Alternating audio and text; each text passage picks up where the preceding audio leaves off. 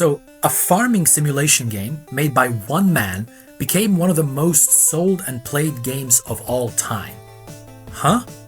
I mean, how did that happen? So when Stardew Valley came out in 2016, nobody expected it to change gaming forever. It was not a massive open-world RPG, it didn't come from a studio with hundreds of employees, there were no pre-orders, no collector's edition, no cinematic trailers. It was a farming sim made by one man, and somehow it brought an entire industry to its knees. It sold over 41 million copies. This is the story of how Stardew Valley quietly started a revolution and exposed just how hollow modern gaming had become. Now, for years, AAA studios were chasing spectacle. Games were getting bigger, flashier, more expensive, but emptier. Every new release came with pre-order bonuses, deluxe editions, live service content, and battle passes. What it didn't come with was soul. And in that world, Stardew Valley was an anomaly. It was a glitch in the system. It did not demand your attention and it didn't compete for your wallet. It just invited you to slow down.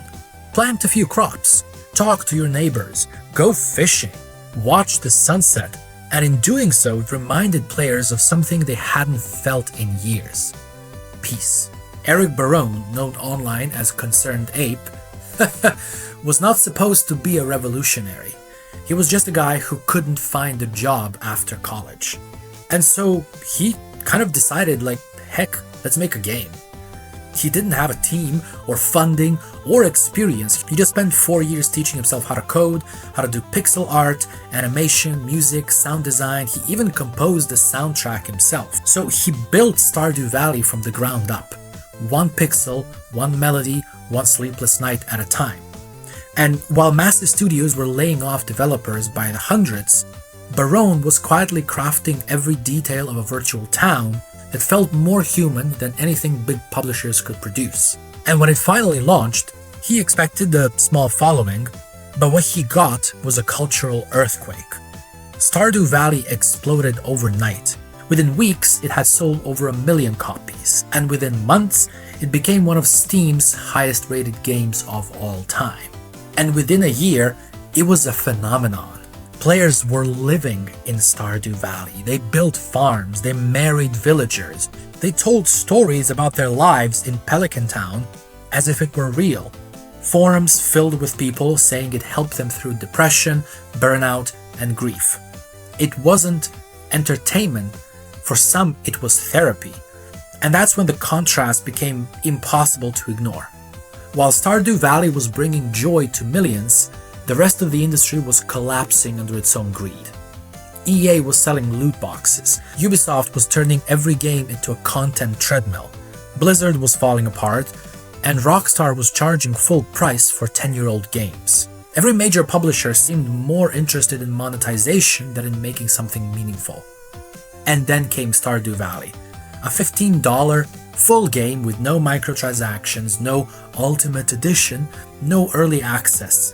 It was just finished, complete, polished. It worked on day one, and that fact alone was revolutionary. Barone didn't need a billion-dollar market campaign. He didn't need community managers or influencer partnerships. He had something more powerful: authenticity. Players could feel that this game was made with love. Every system, every animation, every character had intent behind it. Even the flaws added charm. Compare that to a modern AAA game where everything is designed to manipulate you. Engagement metrics, player retention, recurring revenue. It's a casino, it's not an art anymore. And Stardew Valley was the first game in a long time that felt like the opposite of that. It didn't demand your time, it respected it. You could play for 5 minutes or 5 hours and walk away happy. It was gentle in a world of constant digital aggression. That's why people stayed.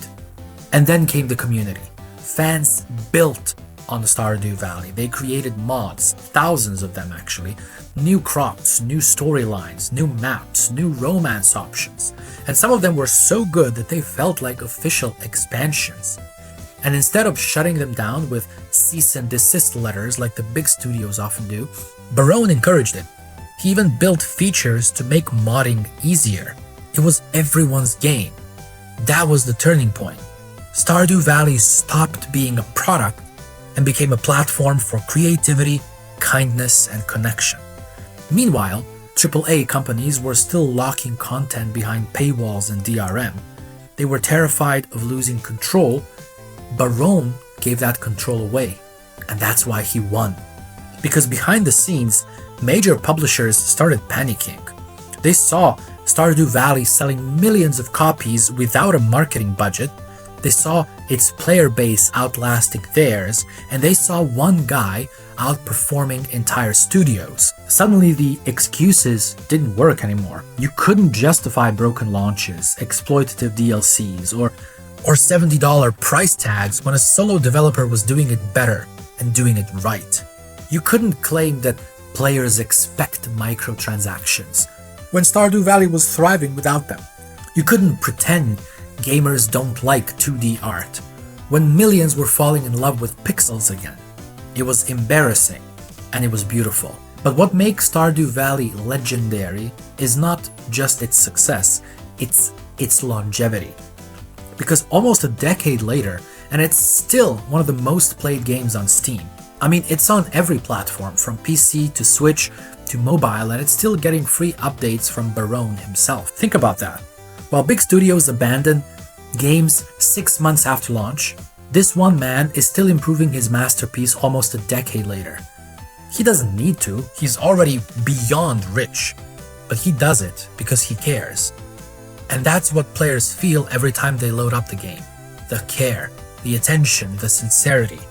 And that sincerity is something that money can't buy. Even more impressive, Stardew Valley didn't just stand on its own. It created an entire genre renaissance. Without it, there'd be no Sunhaven, or Roots of Paca, My Time at Sandrock, or Core Keeper. It reignited interest in life sims, cozy games, and slow-paced adventures. Even Nintendo's Animal Crossing New Horizons borrowed from its design philosophy. And Harvest Moon, the series that originally inspired Stardew Valley, ended up chasing it. That is not just success, that is poetic justice. And now, as Barone works on his next project, Haunted Chocolatier, the world waits again. No release date, no trailers, no marketing, just quiet confidence and care. Why? Because people trust him. They know whatever he makes will come from the same place of care that defines Stardew Valley. He's not competing with AAA. He doesn't have to. He already proved his point. The point that when you step back, the real impact of Stardew Valley becomes clear. It simply reminded players and developers what video games could be when you make them with love. It didn't dominate through aggression, and it didn't disrupt through innovation for its own sake. It stood as living proof that art and authenticity still matter. That one person's vision can still outshine a corporation strategy. That the smallest game can leave the biggest legacy. And maybe that's what the industry needed, to be humble. Because Stardew Valley didn't destroy. Because Stardew Valley showed how fragile the modern system really is when faced with something pure, genuine, and human. And nearly a decade later, the industry is still chasing the ghost of Stardew Valley.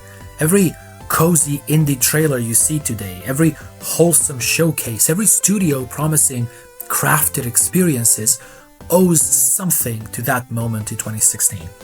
It changed what players expect and what developers aspire to. And it reminded us that you don't need a massive studio or fancy tech to make magic. You just need vision, patience, and heart. So when people say Stardew Valley brought the gaming industry to its knees, they're not exaggerating. It didn't do it through sales or scale. It did it by exposing the truth. The players are starving for sincerity. That creativity still matters. That a pixelated farmer with a watering can could outshine every overproduced corporate blockbuster out there. And that is a warning. because every time the industry forgets what gaming at its core is all about, someone like Eric Barone will come along and remind them. Stardew Valley succeeded. Stardew Valley endured. It inspired. And in doing so, it quietly reignited the soul of gaming.